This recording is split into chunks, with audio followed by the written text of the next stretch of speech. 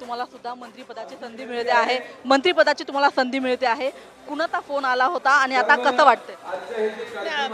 असं आहे, मी न मागता जे दिलं जातं ते मिळवणं सोपं, मिळणं सोपं, ते चालवणं खूप अट्टहास असतो किंवा खूप त्रास असतो किंवा त्रास म्हणण्यापेक्षा खूप कष्ट घ्यावे लागतात.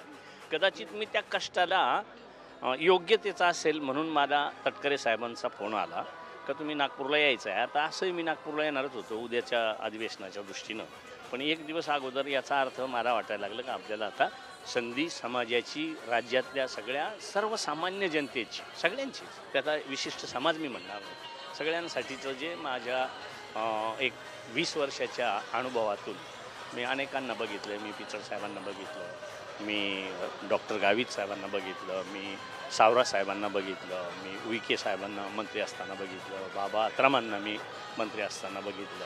त्यांच्याच पावलावर पाऊल ठेवून जनतेच्या आशा आकांक्षा, तरुणांच्या आशा आकांक्षा पूर्ण करण्याच्या दृष्टीनं निश्चित प्रयत्न करून ज्या महायुतीच्या फडणवीस साहेब असतील, एकनाथ शिंदे साहेब असतील, दादा असतील, त्यांनी सगळ्यांनी माझ्यावर जो काही विश्वास टाकायचं ठरवलं आहे तो निश्चित सार्थकी लावेल अशी मी खात्री देतो.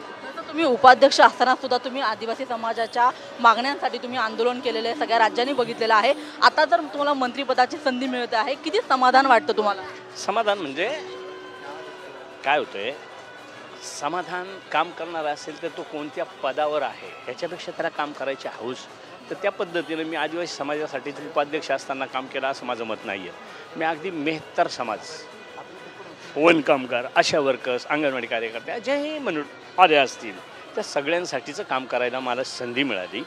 त्याच्यात सरकारनं मला सपोर्ट केला म्हणून माझं नाव हे राज्याच्या कानाकोपऱ्यात गेलं, त्याचं मला समाधान आहे. मी मागणी केली होती याच्यापूर्वी सुद्धा की तुम्हाला आदिवासी विकास खातं हवं आहे. तुम्हाला वाटतं की आता जर तुम्हाला मंत्रिपदाची शपथ देत तुम्ही घेणार आहात, तुम्हाला वाटतं खातंही तुम्हाला तुमच्या मनासारखं मिळेल? मी हेच म्हणतो ना का मी आतापर्यंत न मागताच जे मिळालं आहे ना, तर माझ्या मनात जे असेल ना ते न मागता मिळेलच अशी माझी खात्री आहे.